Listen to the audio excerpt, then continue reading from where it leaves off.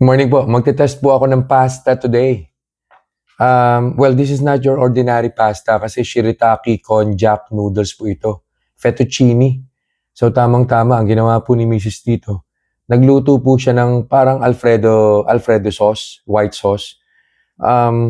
Chicken breast lang po ito na ginawang in-slice into strips. Tapos nilagyan po ng salt and pepper, all-purpose cream, tapos yung powdered onion at saka powdered garlic. So, yun lang po yung ginawa dyan.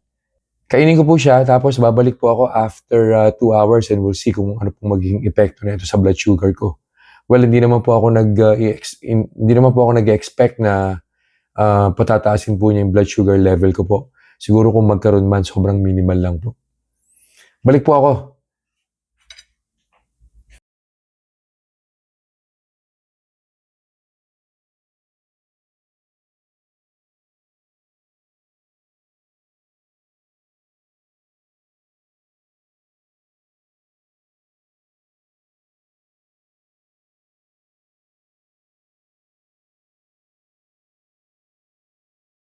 Conclusion na po tayo doon sa kinain kong chicken Alfredo 2 hours ago. Nag-start po yung blood sugar ko, 110. By the way, RBS po yan. And then on the first hour, wala naman po nangyari. Actually, bumaba pa po siya. Nag-108 po siya. And then on the second hour, umakyat po siya ng bahagya, 112. So, sobrang minimal po niyan. Considered as fluctuation lang po yan ng blood sugar level. Ang recommendation ko po rito, wala naman po problema kung gusto niyo pong itry itong chicken Alfredo na to. Napakasimple lang naman po nung white sauce na ginawa. Mas masarap pa po yan kung nahaluan pa po sana ng Parmesan cheese or kahit po yung cheese na keso, i-grate lang po sa ibabaw, pwede po siya. Yung shirataki konjac noodles, fettuccine po yung variant na ginamit dito.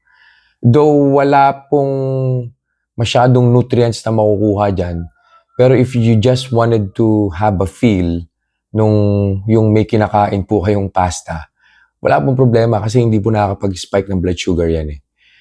Plus, syempre, kakain po kayo ng pasta na walang pasta, ang pangit naman po nun.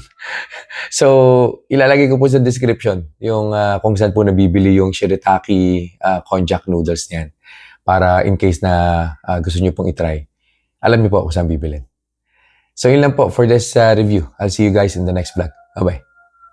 Reminders lang po, huwag pong mag-aanli. Always eat in moderation. Di po ako doktor, so whenever in doubt, konsulta po kayo sa doktor ninyo. And yung results po ng mga review na ginagawa ko, it may vary. So huwag niyo pong i-expect na yung resulta sa akin is magiging kapareho po ng resulta sa inyo. So yun lang po. Have a nice day.